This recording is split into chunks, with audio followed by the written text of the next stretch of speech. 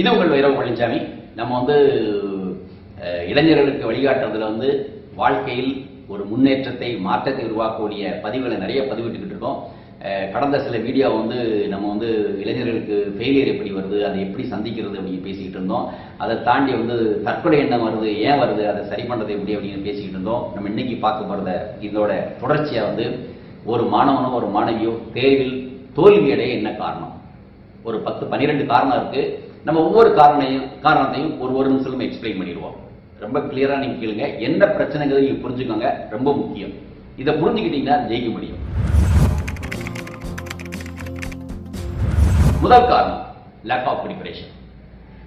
பிள்ளைங்கள்ட்ட ஒரு தேர்வு வைக்கிறோம், கிளாஸ்ல நடக்குது, கல்லூரியில் நடக்குது, இப்போ ஒரு கோச்சிங் இன்ஸ்டியூட் நடக்குது.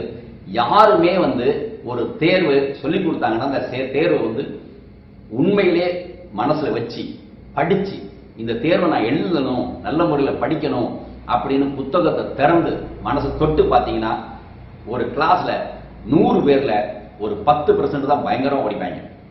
பிறகு ஒரு 40% பார்த்தீங்கன்னா ஏனோதானு படிப்பாங்க, அல்லது ஒரு எபோவ் ஆவரேஜ் ஆர் எக்ஸலன்ட் சொல்லிக்கலாம். அடுத்த ஒரு குரூப் இருக்கு, அவங்கள ஒரு 40% பார்த்தீங்கன்னா தேர் ஓகே பாஸ் பண்ணா போதும். ஆனால் கடைசியில் ஒரு 10% இருக்காங்க, அவங்களை நீங்க ஒண்ணுமே பண்ண முடியாது. இதுதான் கிளாஸோட ஸ்ட்ராட்டஜி. எந்த ஒரு ஸ்டேட்டா எந்த ஒரு இடத்துக்கு போனாலும் கிளாஸ் ஸ்டேட்டா பார்த்தீங்கன்னா ஒரு எக்ஸலண்ட் ஸ்டூடெண்ட் இருப்பான், வெரி குட் ஸ்டூடெண்ட் இருப்பான், குட் ஸ்டூடெண்ட் இருப்பான், ஆவரேஜ் ஸ்டூடெண்ட் இருப்பான், புவர் ஸ்டூடெண்ட் இருப்பான். எல்லாரும் பண்ற ஒரே ஒரு மிஸ்டேக்கு, டாப்ல இருந்து பாட்டம் வரைக்கும் அவங்க எக்ஸலண்டா இருப்பாங்க, புவரா இருப்பாங்க. அவன் poor preparation. So first mistake poor preparation. நல்லா படிக்கிற பையன் கூட ஒரு பாடத்தை படிக்காம போயிடலாம், அப்பவும் it's a poor preparation. So தயாரிப்பு சரியில்லை, நல்லா படிக்காத ஒரு காரணம். இரண்டாவது காரணம் லேசினஸ். ஃபெயிலியருக்கு முக்கியமான இன்னும் ரொம்ப ரொம்ப ஒரு பயங்கரமான ஒரு காரணம் லேசினஸ், ப்ரோக்ரஸ்டினேஷன். அதர்வைஸ் நான் இன்னைக்கு இல்லை நாளை படிப்போம், பரவாயில்ல அப்புறம் படிப்போம், இப்போ புத்தகத்தை மூடி வச்சிருவோம், ஒரு 2 மணி நேரம் தூங்கிட்டு படிப்போம். இந்த மாதிரி எந்த விஷயத்தை நம்ம தள்ளி போடுறோமோ அதே மாதிரி ஒவ்வொரு விஷயமும் படிப்பையும் மாணவர்களும் மாணவிகளும் தள்ளி போடுறது. தூங்குறதுன்னா எப்படின்னே, அதாவது அவ்வளவுதான் அவங்களுக்கு அந்த ஒரு லேசினஸ்ல ஒரு தூங்குறது ஒரு பகுதி. இது மாதிரி நிறைய இருக்கு, ஊர் சுத்துறது நிறைய விஷயங்கள் இருக்கு. ஆனால் உங்களுடைய இந்த ஊதாரித்தனமோ அல்லது சோம்பேறித்தனமோ உங்களை உண்மையை அழிச்சிடும். ஸோ நிறைய மாணவர்கள் ஃபெயிலியர் ஆகிறதுக்கு முக்கியமான இன்னொரு காரணம் லேசினஸ், அவங்களுடைய சோம்பேறித்தனத்தை ஒழிக்கணும் அப்படின்னு நம்ம வீடியோவில் பேசியிருக்கோம், நிறைய இடத்துல இன்னொரு இடத்துல பேசியிருக்கோம். ஆனால் சோம்பேறித்தனத்தை நீங்க ஒழிக்கலைன்னா நீங்க ஜெயிக்க முடியாது. மூணாவது ஒரு காரணம் அண்டர்ஸ்டாண்டிங். இப்போ நான் என்ன அந்த கிளாஸ் ஸ்டேட்டா சொன்னோம் இல்லையா, 5 டைப் ஆஃப் பீப்புள் பார்த்தீங்களா, அந்த 5ல பார்த்தீங்கன்னா இந்த சில பேருக்கு அந்த கற்பூர மாதிரி முதல் மாணவர் அப்படியே டக்குன்னு போட்டோடனே அவங்களுக்கு இதாயிடும். இவங்க மாணவர்கள் தமிழ்ல 4 விதமான மாணவர்களை பிரிச்சிருப்பாங்க, சரிங்களா? ஸோ இந்த கற்பூரம் இருக்கு பார்த்தீங்களா, அது போட்டோடனே பிரிச்சிடும். அவங்க ஒரு டைம் சொல்லி கொடுத்தோடனே படிச்சிருவாங்க. அடுத்த குரூப் பார்த்தா கறிக்கட்டை, அடுத்த ஊதணும் அவங்க படிச்சிருவாங்க. இன்னொன்று வெறுங்கட்டை, அப்புறம் அதுக்கடுத்து கடைசியில் பச்சை மட்டை. அது ஒண்ணுமே பண்ண முடியாது. ஸோ இது மாதிரி 4 விதமான மாணவர்கள் இருக்காங்க. இதே மாதிரி 4 விதமான மாணவர்களுடைய அண்டர்ஸ்டாண்டிங்கும் அதே பிரச்சனை தான் இருக்கு. ஆனா ஒரு ஸ்டேஜ் இருந்து இன்னொரு ஸ்டேஜ் நம்ம கண்டிப்பா மாற முடியும். பச்சை கட்டையா இருக்கு இல்லையா, அது காஞ்சிருச்சுன்னா அது எரியும். நிறைய பேருக்கு தெரியுறது இல்லை. நம்ம மூளை வளர்த்துக்கிறது தான், சரியா? ஸோ புரிதல் வேணும், ஒரு பாடத்தை புரிதல் வேணும். ஒரு டைம்ல இந்த 2 இல்லை 3 டைம். அப்ப இந்த அண்டர்ஸ்டாண்டிங் இல்லாத காரணம்னா கிளாஸ் நம்ம கேட்கறது இல்லை. ஒரு நல்ல ஒரு ஆசிரியர் டீச் பண்ணாருன்னா நீங்க ஒழுங்கா லிசன் பண்ணீங்கன்னா உங்களுடைய அண்டர்ஸ்டாண்டிங் சரியா இருக்கும். அந்த அண்டர்ஸ்டாண்டிங் அந்த புரிதல் சரியா இருந்ததுன்னா அடுத்து நீங்க எக்ஸாம் எழுத போயில எக்ஸலண்ட் எழுதுவீங்க. ஸோ புரியாத ஒரு காரணத்துல நிறைய பேர் ஐயோ மேத்தமெட்டிக்ஸா எனக்கு வராது, சயின்ஸா எனக்கு வராது, எக்கனாமிக்ஸா எனக்கு வராது, அப்ப இதான் வரும். ஸோ எந்த ஒரு பாடத்தை நீங்க வெறுத்தாலும் பிரச்சனை தான். ஸோ எந்த ஒரு பாடத்தை வெறுக்காம புரியலன்னு நினைக்காம புரியணும்னு நினைச்சு மனசுல நினைச்சீங்க, கிளாஸ்ல ஒழுங்கா லிசன் பண்றீங்க, புரியலைன்னா ஒரு தெரிஞ்ச ஒருத்தர் கேட்டீங்கன்னா கண்டிப்பா புரியும். ஸோ புரியாத ஒரு காரணம். அடுத்ததா டைம் மேனேஜ்மெண்ட். இருக்குது 24 மணி நேரம், 24 மணி நேரம் 8 மணி நேரம் தூங்கணும், 8 மணி நேரம் ஸ்கூல் காலேஜுக்கு போகணும், மீதி 8 மணி நேரம் இருக்கு. 8 மணி நேரத்தில் சின்ன சின்ன வேலைகள் பார்க்கணும், அப்புறம் நமக்கு படிக்கிறதுக்கு 4 மணி நேரத்தில் 6 மணி நேரம் இருக்கு.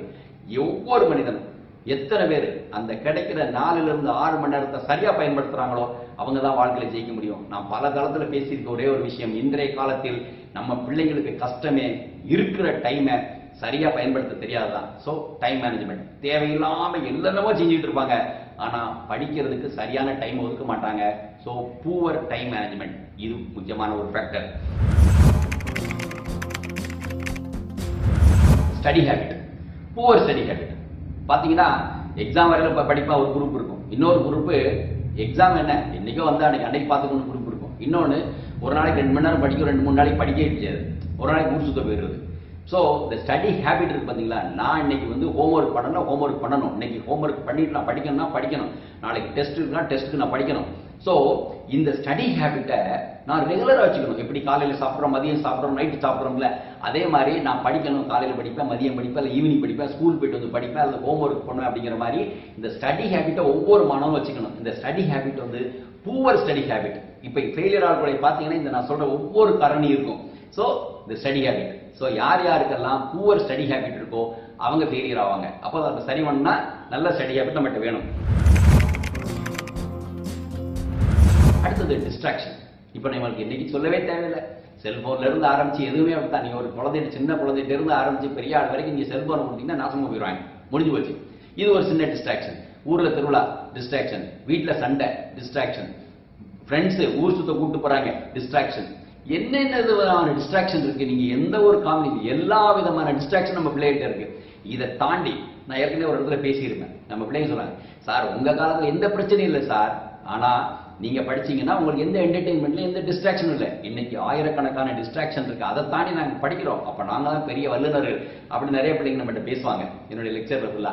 ஆனா உங்களுக்கும் அதே சம போட்டியாளர்கள் தான், அவங்களுக்கும் உங்களுக்கு என்ன டிஸ்ட்ராக்ஷன் இருக்கோ அதே டிஸ்ட்ராக்ஷன் அவங்களுக்கு இருக்கு. ஆனா சில பேர் 100க்கு 100 மார்க் வாங்குறான், சில பேர் 0 வாங்குறான், சில பேர் ஜஸ்ட் பாஸ் பண்றான். என்னைக்கு யோசிச்சு பார்த்துருமா, யோசித்து பாருங்க. ரொம்ப ரொம்ப முக்கியமானது, உங்க டிஸ்ட்ராக்ஷனை எவ்வளவு குறைச்சி நீங்க நேர கான்சன்ட்ரேஷனுக்கு, சப்ஜெக்ட் கான்சன்ட்ரேஷன் கொண்டு வரீங்களோ அப்பதான் நீங்க ஜெயிக்க முடியும். அப்புறம் வந்து நெகட்டிவ் மைண்ட் செட். என்ன இதெல்லாம் நம்மளால வருமா, நமக்கு முடியுமா, நம்ம ஏற்கனவே சொல்லியிருக்கோம், எதிர்மறை எண்ணம் உள்ளவன்ட்ட ஒருத்தர் நீங்க பாத்தீங்கன்னா காலி ஆயிடும் ஃபுல்லா. இப்ப நம்ம கிளாஸ்ல இருக்கும் இல்லையா, பாத்துட்டீங்க ஒரு குரூப் இருக்கும், நார்மலா எல்லா கிளாஸ்லையும் சாதாரண ஸ்கூல்ல இருந்து ஆரம்பிச்சு college, medical college, engineering college, civil service prepare பண்ணி செட்டா இருப்பாங்க. அதுல ஒரு குரூப் பார்த்தா இதெல்லாம் நமக்கு வர்ற விஷயமா, விடப்பா எதுக்கு நம்ம வேற ஒரு வேலையை பார்ப்போமே அப்படின்னு ஒரு குரூப் பேசிக்கிட்டே இருக்கும். இன்னொரு குரூப் டி உனக்கெல்லாம் நினைச்சா வருமா அப்படின்னு சொல்லும். ஆனா நீ ஒரு நல்ல ஒரு ஃப்ரெண்டா இருந்தானா, டே நீ என் கூட படி, பாப்பா நீ என் கூட படி, ஃப்ரெண்டு வேணும் படி அப்படின்னு சொல்லுவாங்க. ஆனா நெகட்டிவ் மைண்ட் செட், நம்மளால முடியாதுன்னு அவனுக்கே மனசுல இருக்கும், இன்னொருத்தன் சேர்த்து கெடுத்துருவான். So negative mindset it will kill. ரொம்ப ரொம்ப முக்கியம். எதிர்மறை எண்ணம் எந்த பையனுக்கு எந்த பொண்ணு இருக்கோ அவங்களுக்கு அதான் ஃபெயிலியர், அதுதான் அவங்களுக்கு ஒரு பெரிய ஃபெயிலியர் மணியே. அதுதான் never have a negative mind. So இது ஒரு பார்ட். அப்புறம் ஆன்சைட்டி. இப்போ வந்து நேற்று கூட ஒரு மாணவர்கிட்ட நான் வந்து பேசினேன், எனக்கு வந்து ஒரு கன்சல்டேஷனுக்காக பேசினாரு, ஒரு அரை மணி நேரம் நான் பேசினேன். அப்போ நான் சொல்லுவேன், நம்மளால முடியுமா முடியாதா, என்ன நடக்கும், இப்போ பாருங்க என்ன நடக்குமோ நடக்காதோ அதெல்லாம் நீங்க யோசிக்க தேவையில்லை. உங்களுக்கு கூடுதல் படிப்பு, அந்த படிப்பை நீங்க சரியா படிக்கிறீங்களா, அம்மா அப்பா கஷ்டப்படுறாங்களே அதுக்கு நீங்க வந்து பலனா நீங்க செய்றீங்களா, நீங்க செலவழிக்கிறீங்களே, ஸ்கூலுக்கு போயிட்டு வரீங்களே, காலேஜுக்கு போயிட்டு வரீங்களே, கோச்சிங் இன்ஸ்டியூட் போயிட்டு வரீங்களே, அந்த செலவுக்கு தகுந்த மாதிரி உங்களை உருவாக்கிக்கிறீங்களா, படிக்கிறீங்களா, இல்லையே. அதை விட்டுட்டு நம்ம என்ன நினைக்கிறோம், நம்மளால முடியுமா, நம்மளால செய்ய முடியுமா, இது நடக்குமா அப்படின்னு உங்களுடைய ஆன்சைட்டி டிசார்டர் மாதிரி ஆன்சைட்டி அதிகமா வந்துருச்சுன்னா கண்டிப்பா ஃபெயிலியர். எதுக்கு ஆன்சைட்டி வரணும், நடக்குமா நடக்காத, நடக்கும், நடக்கும். யாருக்கெல்லாம் இந்த ஆன்சைட்டி வந்துருச்சோ அவங்களுக்குலாம் பிரச்சனை. நிறைய பேர் இன்டர்வியூ முன்னாடி ஆன்சைட்டினால நிறைய பேர் பார்த்தீங்கன்னா ஒரு ஏசி ரூம்ல சொட்டாய் வந்து நூடுல்ஸ் உட்காந்துருப்பாங்க. இதெல்லாம் ரொம்ப காமன், நிறைய விஷயம் நம்ம பேசுவோம். ஸோ இந்த மாதிரி ஆன்சைட்டி உள்ள ஒரு ஸ்டூடெண்டாலையும் கண்டிப்பா பாஸ் பண்ண முடியாது, கஷ்டம். பிறகு ஹெல்த் இஷ்யூ ரொம்ப காமன். இன்னைக்கு வந்து ஊரலாட்ட நோய் எல்லா பிள்ளைகளும் இருக்கு. இப்போ நீங்க நல்லா படிக்கிற ஒரு குழந்தைய கூட நான் சொல்லியிருப்பேன், நம்ம வீடியோல பேசியிருக்கல, ஹெல்த் இஷ்யூ பத்தி நீங்க வந்து 99% வந்து உங்களுடைய ஹார்ட் ஒர்க்கும் 1% வந்து உங்களுக்கு லக்கு அல்லது காட் அப்படின்னு நம்ம ஒரு வீடியோவில் பேசியிருப்போம். ஏன் பேசியிருப்போம்னா உங்களுடைய ஹெல்த் உங்களுக்கு ஒத்துழைக்கணும். நம்ம ஏற்கனவே பேசியிருப்போம் 3 விஷயம், உங்க மூளை, மனசு, உடல், 3 குதிரை. ஞாபகம் வச்சுக்கோங்க, மூளை, மனசு, உடம்பு 3 குதிரை. ஒழுங்கா ஓடும், அப்போ ஹெல்த் சரியில்லை, உடம்பு முடியல, காய்ச்சல், தலைவலி, டிசென்ட்ரி ஆயிடுச்சு, என்ன பண்ண முடியும்? இது நல்லா படிக்கிறவங்க போதும். ஆனா ஒரு ஆவரேஜா ஒரு ஹெல்த் இஷ்யூ, ஒரு நார்மலா பெர்பெச்சுவலா ஒரு பையனுக்கோ ஒரு பொண்ணுக்கோ ஒரு ஹெல்த் இஷ்யூ இருக்குன்னு வச்சுக்கோங்க, அவங்களுக்கு படிக்க முடியாது இல்லையா? ஸோ இது ஒரு இஷ்யூ, இது ஒரு ஃபேக்டர். அது எந்த விதமான இஷ்யூவா இருக்கலாம், லாங் ரன் டிசீஸா இருக்கலாம், அல்லது தற்சமே வந்து ஒரு டிசீஸா கூட இருக்கலாம், ஏதோ ஒரு டிசீஸ், இதனால ஒரு ஃபெயிலியர். எக்ஸாம்ல மைண்ட் செட், அதாவது எக்ஸாம்ல மால் ப்ராக்டிஸ் பண்ணிக்கலாம், பிட் அடிக்கிறது, இது ஒரு குரூப் இருக்கு. ஒண்ணு இல்ல, நம்ம பேப்பர் எடுத்துப்போம், எந்த ஒரு ராசா எந்த வழி போனாலும் சரி, நமக்கு சில பாயிண்ட் இருக்கு, அந்த பாயிண்ட எங்க இருந்தாலும் எந்த ஷார்ட்கட்ல கண்டுபிடிச்சிருவோம், அதை பண்ணலாம். அதாவது பக்கத்தில் இருக்க பேப்பரை பார்த்து எழுதிடலாம். மல்டிபிள் சாய்ஸ் கொஸ்டின்ல இப்போ வந்து சிவில் சர்வீஸ்ல வேற இதில் பார்த்தா அந்த சீரிஸ் மாறி போகும், சீரிஸ் ஒன்றுமே பண்ண முடியாது. ஆனா நீங்க ஒன் வேர்ட் கொஸ்டின் ஆன்சர் பண்றதுல மட்டும் திருட முடியும், பக்கத்தில் இருக்க பார்க்க முடியும், பக்கத்தில் இருக்க பொண்ணையோ பையனையோ பார்க்க முடியும். ஆனா மல்டிபிள் சாய்ஸ் கொஸ்டின் நீங்க வந்து சிவில் சர்வீஸ் மாதிரி காம்படிட்டிவ் எக்ஸாம்லயோ இல்லை வேற எக்ஸாம்ல எழுதலன்னு இருக்கும். அப்ப உங்களால, ஏன்னா அவங்களுக்கு வேற சீரிஸ், உங்களுக்கு வேற சீரிஸ், உங்க சீரிஸும் மேட்ச் ஆகாது, அப்ப கஷ்டமா இருக்கும். ஆனா பிட் அடிக்கிற பழக்கம் யாருக்கு இருக்கு? ஸ்கூல்ல காலேஜில் உள்ள பசங்களுக்கு ஒரு நார்மலா ஒரு குரூப் இருக்கும், அவங்க வந்து அப்படியே பழகிருப்பாங்க. அந்த மால் பிராக்டிஸ், நம்ம இதா பண்ணிக்கலாம்ப்பா அப்படின்னு இருக்கும். ஆனா அவனால பண்ண முடியாது, அந்த ஒரு பர்டிகுலர் தேர்வுல பண்ண முடியாது, ஏதாவது மாட்டிக்கலாம், ஏதாவது பிரச்சனையா இருக்கும், மாட்டிக்குவாங்க, அதுல போயிடும். இது ஒரு விஷயம். ஃபைனான்சியல் ப்ராப்ளம், இது ரொம்ப காமன். நம்ம இந்தியாவை பொறுத்தளவுக்கு எல்லாரும் பெரிய ரிச் எல்லாம் கிடையாது. வீட்டில் அம்மா அப்பா அண்ணாவோட கட்சியாளர் வீட்டில் கூட பிள்ளைய நல்லா படிக்க வைக்கிறாங்க. அப்போ பசங்களுக்கு ஒரு பேர்டன் இருப்பா. பசங்களுக்கு என்ன ஃபீலிங்னா, நம்ம அம்மா அப்பா இவ்வளோ கஷ்டப்படுறாங்களே, நம்மளால இதை செய்ய முடியுமா அப்படிங்கிற ஒரு ஒரு ஒரு ஆதங்கமும் ஒரு ஆன்சைட்டி உள்ள மனசுல இருக்கும் ஒரு பகுதி. இன்னொரு பகுதி, அம்மா அப்பாவால் ஒரு நல்ல ஒரு பள்ளிக்கூடத்தை சேர்க்க முடியல அப்படிங்கிற பிள்ளைகள் இருக்கும், நினைச்ச ஒரு புத்தகத்தை வாங்க முடியலன்னு இருக்கும், நினைச்ச ஒரு சாப்பாடு சாப்பிட முடியலன்னு இருக்கும். இந்த மாதிரி நிறைய பொருளாதார பிரச்சனைகள் இருக்கு. இந்த பொருளாதார சிக்கல்கள் வந்து எல்லாருக்கும் எல்லா தளத்தில் இருந்தா கூட மாணவர்களுக்கு அந்த வயசுல இந்த பொருளாதார சிக்கல், சக மாணவர்களை பார்க்கல, அவன் நல்ல ட்ரெஸ் எடுத்துருவான், நம்ம ஒண்ணுமே கிடையாது, அவன் ஆண்ட்ராய்டு செல் வச்சிருப்பான், நம்மகிட்ட ஒரு சாதாரண ஒரு செல்போன் கூட கிடையாது, இல்லை வெறும் செல்போன் கூட கிடையாது. இப்படி பிள்ளைங்க எல்லாம் பள்ளிக்கூடத்தில் இருக்காங்க, கல்லூரியில் இருக்காங்க. அப்ப அவங்களுக்கு என்ன, அவங்க கம்பேர் பண்ணி பார்ப்பாங்க, ஐயோ அவங்க எப்படி இருக்காங்க, நம்ம எப்படி இருக்காங்க. ஸோ இந்த ஃபைனான்சியல் இஷ்யூ வந்த உடனே அவங்களுக்கு படிக்கக்கூடிய ஒரு திறமை எப்படி இருக்குன்னா ஆட்டோமேட்டிக்கா டவுன் ஆகும். அப்ப அவங்களை கம்பேர் பண்ணி பார்ப்பாங்க. அப்ப இது ஒரு பிரச்சனை. லேக் ஆஃப் இன்ட்ரெஸ்ட், எனக்கு இதெல்லாம் தேவையில்லைப்பா, எனக்கெல்லாம் இதெல்லாம் இன்ட்ரெஸ்டே கிடையாது, காலையில் போயிட்டு போகுது. ஏங்க நீ படிக்க போற, ஒன்று எதுக்கு படிக்க வைக்கிறாங்க? ஒரு பையனே ஒரு பொண்ணை ஏன் படிக்க வைக்கிறாங்க? அவ்வளோ கஷ்டப்பட்டு அம்மா அப்பா அவங்கள வளர்த்து செலவழிச்சு காசு செலவழிச்சு உங்களை அருமையான ஒரு ஸ்கூல்லேயே ஒரு காலேஜ்லேயே ஒரு கோச்சிங் ஸ்கூலில் சேர்க்குறாங்க. எதுக்கு சேர்க்க வைக்கிறாங்க? அப்போ நம்ம வந்து நல்ல ஒரு இடத்துக்கு போகணும் அப்படிங்கிறதுக்காக இல்லையா? ஆனால் நிறைய குழந்தைகளுக்கு அட்லீஸ்ட் ஒரு 10 to 15 or 20% ஸ்டூடெண்ட்ஸ் பார்த்தீங்கன்னா குழந்தைகளுக்கு அம்மா அப்பா சொல்றதுல கண்டிப்பா இன்ட்ரெஸ்டே இருக்காது. ஆனா அதை தாண்டி எங்க அப்பா படிக்க சொன்னாரு, எங்க அம்மா படிக்க சொன்னாங்க, எங்க உறவினர்கள் படிக்க சொன்னாங்கன்னு படிக்கிறாங்க. ஸோ இது ஒரு பகுதி. ஆனா போர்டு எக்ஸாம்ல ஃபெயில் ஆகிற எப்படி இருக்கிறான்? போர்டு எக்ஸாம்ல படிக்கிறது அவனுக்கு இன்ட்ரெஸ்டே கிடையாது. ஏன்னா அவனுக்கு சப்ஜெக்ட் பார்த்தாலே கோவம் வரும், கணக்கு ஆமணக்கு பிணக்கு அப்படிங்கிற மாதிரி. இது பார்த்த உடனே எல்லா சப்ஜெக்ட் பார்த்தாலும் அவங்களுக்கு ஒரு ஃபெயிலியர் இருக்கும், ஒரு கஷ்டமா இருக்கும், ஐயோ நான் எப்படி ஓட்டுறது அப்படின்னு. அப்ப இந்த லேக் ஆஃப் இன்ட்ரெஸ்ட் அந்த குழந்தைகள் வரும். இதை மாதிரி இதாவது இது ஒரு 12 ஃபேக்டர் நம்ம பேசியிருக்கோம். மாதிரி நிறைய விஷயங்கள் இருக்கு. ஆனா இந்த விஷயங்களை ஒன்னொன்னு எப்படி சரி செய்யறது ரொம்ப ரொம்ப முக்கியம். நம்ம இப்ப நான் சொன்ன விஷயம் ஃபுல்லாவே நெகட்டிவ் ஃபேக்டர். இந்த நெகட்டிவ் ஃபேக்டர் இது எல்லாமே உங்களுடைய ஃபெயிலியருக்கு காரணம், உங்களுடைய தேர்வில் தோல்வியதற்கான காரணம். ஆனா இந்த ஒவ்வொரு ஃபேக்டரையும் ஒவ்வொரு காரணையும் நீங்க சரி பண்ணீங்கன்னா கண்டிப்பா வெற்றி அடைய முடியும். அப்படி ஒரு தோல்வி வந்துச்சுன்னா நம்ம எப்படி ஃபேஸ் பண்றது அப்படிங்கிறது இன்னொரு வீடியோ பார்ப்போம். மிக்க நன்றி.